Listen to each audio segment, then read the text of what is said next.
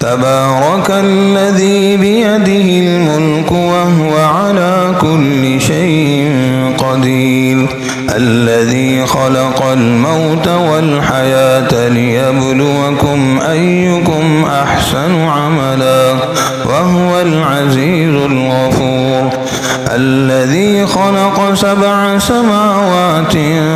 طباقا ما تري في خلق الرحمن من تفوت فارجع البصر هل تري من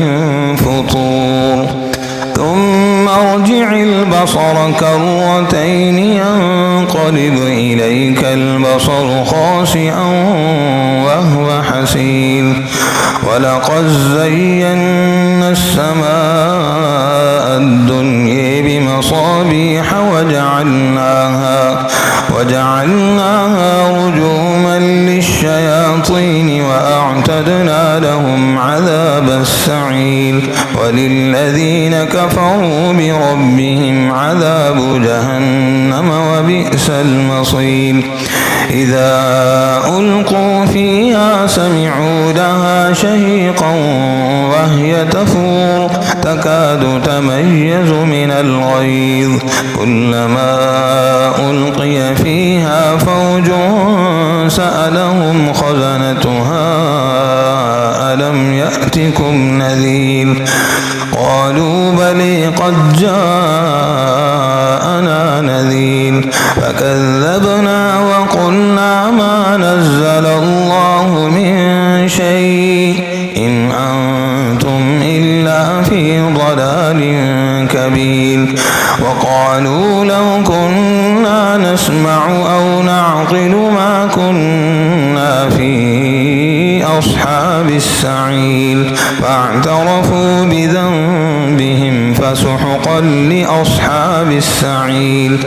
إن الذين يخشون ربهم بالغيب لهم مغفرة وأجر كبير وأسروا قولكم أو اجهروا به إنه عليم بذات الصدور ألا يعلم من خلق وهو اللطيف الخبير هو الذي جعل لكم الأرض ذلولا فامشوا في مناكبها وكلوا من رزقه وإليه النشور أأمنتم من في السماء أن يخسف بكم الأرض فإذا هي تمور أم أمنتم من في السماء أن يرسل عليكم حاصبا فستعلمون كيف نذير ولقد كذب الذين من قبلهم فكيف كان نكير أولم يروا إلى الطير فوقهم صافات ويقبضن ما يمسكهن إلا الرحمن إنه بكل شيء بصير أمن هذا الذي هو جند لكم ينصركم من دون الرحمن إن الكافرون إلا في غرور أمن هذا الذي يرزقكم إن أمسك رزقه بل لجوا في عتو ونفور أفمن يمشي مكبا على وجهه أهدي أمن يمشي سويا على صراط مستقيم قل هو الذي أنشأكم وجعل لكم السمع والأبصار والأفئدة قليلا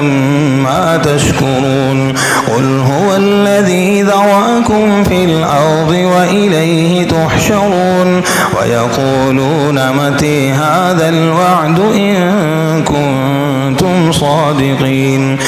قل إنما العلم عند الله وإنما أنا نذير مبين فلما رأوه زلفة الذين كفروا وقيل هذا الذي كنتم به تدعون قل أريتم إن أهلكني الله ومن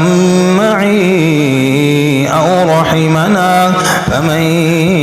يجير الكافرين من عذاب أليم قل هو الرحمن آمنا به وعليه توكلنا فسيعلمون من هو في ضلال مبين قل أريتم إن أصبح ماؤكم غورا فمن يأتيكم بماء